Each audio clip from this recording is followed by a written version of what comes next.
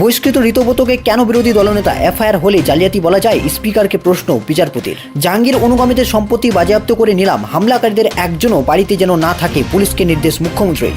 বেপাত্তা স্ত্রী, ফ্রিজ করা হলো সব্যসাচী দত্তর 5 অ্যাকাউন্ট, কত টাকা ছিল? জুলাই মাসে কবে ঢুকবে অন্নপূর্ণার যোজনার টাকা? তারিখ জ্বালানেন শুভেন্দু। প্রাক্তন মন্ত্রী বিধায়কদের উপর ডিম হামলার জল গড়ালো এবার হাইকোর্টে, জুড়ল কুণালের নাম। এখনও ভাবের ঘরে রয়েছেন মমতাকে কড়া ভাষায় খোঁজা দিলীপের। মোদি বাংলায় আসতেই ব্যাংক অ্যাকাউন্টে ঢুকবে 2000 টাকা, অপেক্ষার অবসান ঘটিয়ে এবার বড় ঘোষণা। সুপ্রিয় শুধু দর্শক, এবারে আসছি বিস্তারিত খবরে। তবে তার আগে বন্ধুরা, চ্যানেলে নতুন দর্শক জুড়ে থাকলে প্রতিনিয়ত সঠিক খবর সবার আগে শোনার জন্য এক্ষুনি আমাদের চ্যানেলটিকে সাবস্ক্রাইব করে পাশের অল নোটিফিকেশন বাটনটি প্রেস করতে একেবারেই ভুলবেন না। ভিডিওটি কোন জেলা কোথা থেকে দেখছেন লিখে জানিয়ে দিন কমেন্ট সেকশনে। আসছে বিস্তারিত সংবাদে। প্রথমে যে খবরের দিকে নজর রাখবো, সাংসদ বিধায়ক থেকে কাউন্সিলর সবার প্রস্থান। তৃণমূলের ভরাডুবির পর হকারদের হাত ধরে ঘুরে টানানোর চেষ্টা মমতার। ক্ষমতার মসনদ হারানোর পর থেকেই তৃণমূল কংগ্রেসের অন্দরে যেন ভাঙনের সুর। একের পর এক নেতা, সাংসদ, বিধায়ক ও কাউন্সিলররা দল ছাড়িয়েছেন। তা নিয়ে রাজনৈতিক জল্পনার শেষ নেই। তৃণমূলের এই প্রবল সংকটের মুহূর্তে অস্তিত্ব রক্ষার শেষ চ্যালেঞ্জ নিয়ে এবার রাজপথে নামলেন স্বয়ং তৃণমূল নেত্রী তথা রাজ্যের প্রাক্তন মুখ্যমন্ত্রী মমতা বন্দ্যোপাধ্যায়। নির্বাচনী বিপর্যয়ের পর থেকে পরিস্থিতি ক্রমশ প্রতিকূল হয়েছে তৃণমূলের জন্য। তৃণমূলের অন্দরে কেবল নেতার অভাব নয়, বরং দলের উপর নিয়ন্ত্রণ হারানোই সব থেকে বড় উদ্বেগের কারণ হয়ে দাঁড়িয়েছে। দলীয় বিধায়কদের বড় অংশই কেন্দ্রীয় অর্থাৎ বর্তমানে নেত্রীর নির্দেশকে গুরুত্ব দিচ্ছেন না বলে খবর। আর এই পরিস্থিতিতে নিজের দলকে পুনর্গঠিত করা এবং জনভিত্তি গড়ে রাখা মমতা বন্দ্যোপাধ্যায়ের সামনে সব থেকে বড় চ্যালেঞ্জ হয়ে দাঁড়িয়েছে। হকারদের ঢাল করে নতুন কৌশল। দলীয় নেতাদের বড় অংশের অনুপস্থিতিতে এদিন ধর্মতলায় হকার উচ্ছেদ বিরোধী আন্দোলনে নেমে নেত্রীর উপস্থিতি নতুন করে রাজনৈতিক সমীকরণের জন্ম দিয়েছে। রাজনৈতিক বিশ্লেষকদের মতে নেতার অভাবে জর্জরিত তৃণমূল কংগ্রেস অর্থাৎ বর্তমানে সাধারণ মানুষের আবেগ ও হকারকে ইস্যুকে সামনে রেখে এবার আরও জনসম্পর্ক গড়ে তোলার চেষ্টা মরিয়া চালাচ্ছে।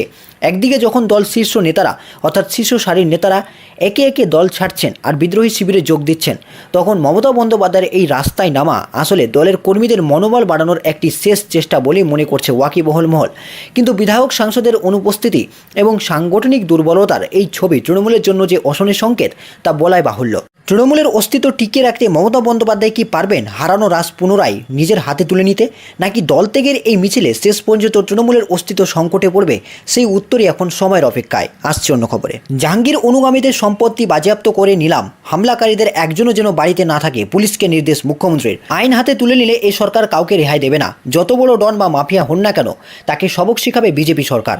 বুধবার দক্ষিণ 24 পরগনার ফলতার এক জনকল্যাণ শিবিরে যোগ দিয়ে এমনই কড়া ভাষায় হুঙ্কার ছাড়লেন রাজ্যের মুখ্যমন্ত্রী তথা পুলিশ মন্ত্রী শুভেন্দু অধিকারী। এদিন ফলতার অনুষ্ঠান মঞ্চ থেকে একদিকে যেমন একগুচ্ছ উন্নয়নের বার্তা উঠে এলো মুখ্যমন্ত্রীর গলায়, তেমনি অন্যদিকে দৌর্দ প্রতাপ তৃণমূল নেতা জাহাঙ্গীর খানকে ছাড়ানোর দাবিতে থানা ঘেরাও ও পুলিশ কেন্দ্রীয় বাহিনীর উপর হামলার ঘটনায় কড়া হুঁশিয়ারি দিলেন তিনি সাফ জানিয়েছেন, হামলাকারীদের সম্পত্তি বাজেয়াপ্ত করে নিলামে চড়ানো হবে। পুলিশের উপর হামলাকারীদের কেউ যেন বাড়িতে না থাকে। তোলাবাজি সহ একাধিক গুরুতর অভিযোগে ফলতার বিতর্কিত তৃণমূল নেতা জাহাঙ্গীর খানকে নেপাল সীমান্ত থেকে গ্রেফতার করেছে পুলিশ। সম্প্রতি হাফ প্যান্ট পরিহিত অবস্থায় কোমরে দড়ি বেঁধে এলাকায় ঘুরিয়ে ও কান ধরিয়ে উঠবস করিয়ে জাহাঙ্গীর খানকে আদালতে পেশ করা হয়।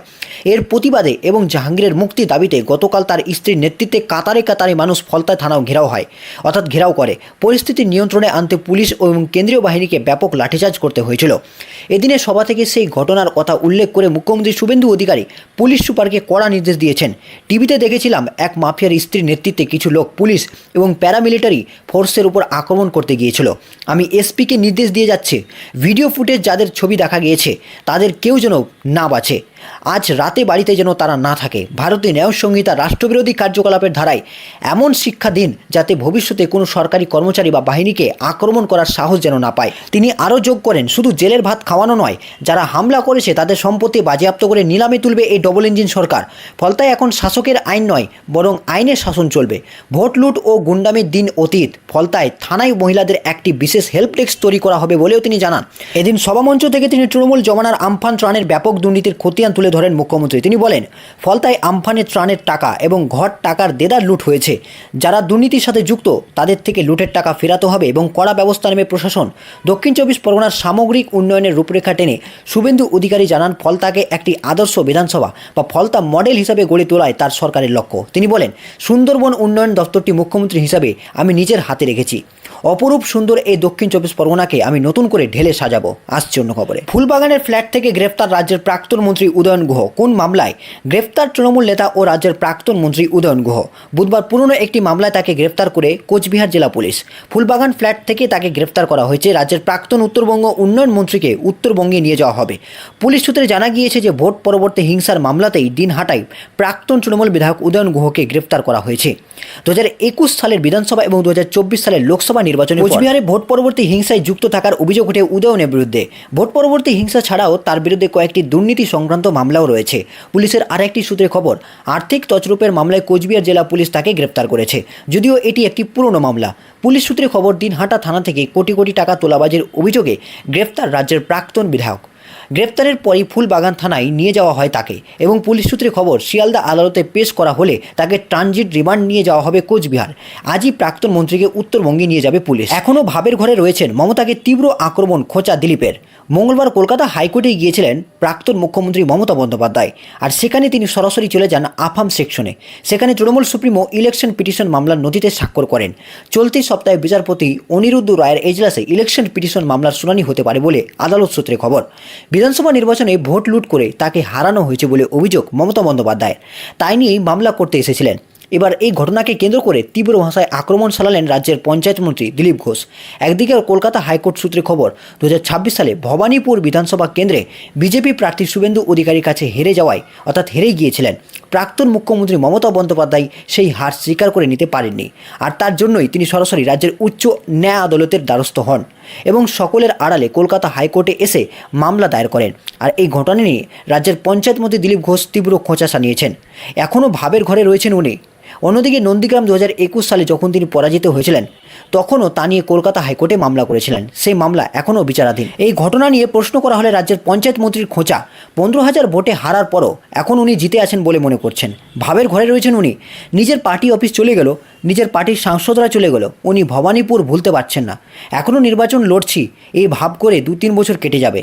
দিলীপের খোঁচা নিয়ে তৃণমূলের পক্ষ থেকে কোনো প্রতিক্রিয়া মেলেনি। এবার তৃণমূল কংগ্রেসের একঝাঁক বিধায়ক নিজেদের আসল তৃণমূল দাবি বলে বিধানসভায় জায়গা করে নিয়েছে। বিদ্রোহী সাংসদরা এনসিপিআই দলে যোগ দিয়েছেন। 3 জন রাজ্যসভার সাংসদ পদত্যাগ করেছেন। আর এই আবহে তৃণমূল কংগ্রেসের রাজ্য রাজনীতির ময়দানে এখন পুরো কোণঠাসা হয়ে পড়েছে। আসছে অন্য খবরে। মোদি আসতেই এবার বড় ঘোষণা, ব্যাংক অ্যাকাউন্টে ঢুকবে 2,000 টাকা। অপেক্ষার অবসান ঘটিয়ে বড় ঘোষণা। ইতিমধ্যেই এবার বড় ঘোষণা, সুখবর অপেক্ষা করছে রাজ্যবাসীর জন্য। প্রধানমন্ত্রী রাজ্যে আসার পরেই ব্যাংক অ্যাকাউন্টে ঢুকে যাবে 2,000 টাকা। দীর্ঘদিন অপেক্ষার পর অবশেষে ঢুকতে চলেছে পিএম কিষাণ যোজনার পরবর্তী কিস্তির টাকা। 23তম কিস্তির টাকা পেতে চলেছেন কৃষকরা। কবে টাকা ঢুকবে তা নিয়ে এবার জানিয়ে দেওয়া হয় তথ্য। কেন্দ্রীয় সরকারের একটি বহুল জনপ্রিয় প্রকল্প হলো পিএম কিষাণ যোজনা। আর এই প্রকল্পের পরবর্তী কিস্তির টাকা কবে ঢুকবে তা নিয়ে জল্পনা চলছিল দীর্ঘদিন ধরে। অবশেষে জল্পনার অপেক্ষার অবসান হলো। যোজনার অফিসিয়াল এক্স হ্যান্ডেলে ঘোষণা করা হয়েছে 23তম কিস্তির টাকা দেওয়ার ঘোষণা। আগামী 20 জুন 23তম কিস্তির প্রকাশ করবেন প্রধানমন্ত্রী। উল্লেখ্য, আন্তর্জাতিক যোগ দিবস উপলক্ষে আগামী 20 জুন পশ্চিমবঙ্গে আসছেন মোদি। জানা যাচ্ছে তারকেশ্বর থেকেই কিষাণ যোজনার টাকা ছাড়বেন তিনি। তার আগে 23 মার্চ এই প্রকল্পের 22তম কিস্তির প্রকাশ করেছিলেন প্রধানমন্ত্রী নরেন্দ্র মোদি। প্রথমেই দেখে নেব এই মুহূর্তের গুরুত্বপূর্ণ খবরের শীর্ষ সংবাদগুলির হেডলাইন্স এক নজরে। সাংসদ বিধায়ক থেকে কাউন্সিলর সবার প্রস্থান। তৃণমূলের ভরাডুবির পর হকারদের হাত ধরে ঘুরে দাঁড়ানোর চেষ্টা মমতার। ফলতায় জাহাঙ্গীরের স্ত্রীর উগ্র বাহিনীকে কড়া দেওয়ায় মুখ্যমন্ত্রী শুভেন্দুর। থানায় হামলাকারীদের সম্পত্তি নিলাম করবে বিজেপি সরকার। এখন ফিরে যাওয়ার পালা, প্রস্তুতি চলছে। একই বললেন সুদীপ। তবে কি আবার মমতার তৃণমূলে ফেরা? জল্পনা তুঙ্গে। ফুলবাগানের ফ্ল্যাট থেকে গ্রেফতার রাজ্যের প্রাক্তন মন্ত্রী উদয়ন গুহ। কোন মামলায়? বহিষ্কৃত ঋতব্রতকে কেন বিরোধী দলনেতা? এফআইআর হলে জালিয়াতি বলা যায়? স্পিকারকে প্রশ্ন বিচারপতির। জাহাঙ্গীর অনুগামীদের সম্পত্তি বাজেয়াপ্ত করে নিলাম। হামলাকারীদের একজনও বাড়িতে যেন না থাকে, পুলিশকে নির্দেশ মুখ্যমন্ত্রীর। বেপাত্তা স্ত্রী, ফ্রিজ করা হলো সব্যসাচী দত্তর 5 অ্যাকাউন্ট। কত টাকা ছিল? জুলাই মাসে কবে ঢুকবে অন্নপূর্ণার যোজনার টাকা? তারিখ জ্বালালেন শুভেন্দু। প্রাক্তন মন্ত্রী বিধায়কদের উপর ডিম হামলার জল গড়ালো এবার হাইকোর্টে। জুড়ল কুণালের নাম। এখনও ভাবের ঘরে রয়েছেন মমতাকে কড়া ভাষায় খোঁচা দিলীপের। মোদি বাংলায় আসতেই ব্যাংক অ্যাকাউন্টে ঢুকবে 2,000 টাকা। অপেক্ষার অবসান ঘটিয়ে এবার বড় ঘোষণা।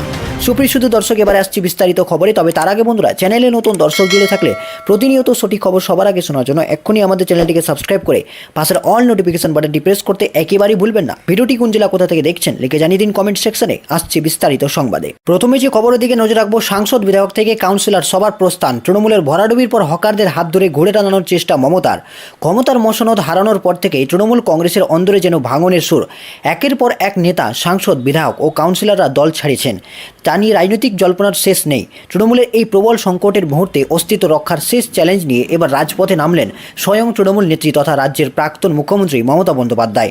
নির্বাচনী বিপর্যয়ের পর থেকে পরিস্থিতি ক্রমশ প্রতিকূল হয়েছে তৃণমূলের জন্য।